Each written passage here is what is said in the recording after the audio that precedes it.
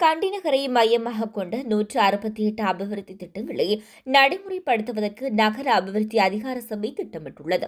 இப்பாரிய கண்டி நகர அபிவிருத்தி அடிப்படையாக கொண்ட கலந்துரையாடல் கண்டி மாவட்ட செயலகத்தில் இடம்பெற்றுள்ளது.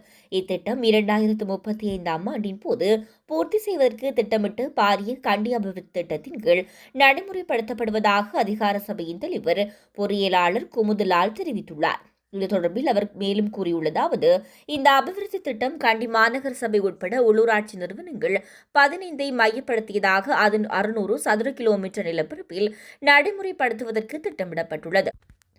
இத்திட்டம் கந்த உடரட்ட தேஜாத்வித அகநகரைய மலைப்பகுதியில் எனும் இந்த கண்டி நகரில் சமய கலாச்சார வரலாற்று மற்றும் கலாச்சார உரிமைகள் பரவலாக உள்வாங்கப்படும் விதமாக நடைமுறைப்படுத்தப்படும்.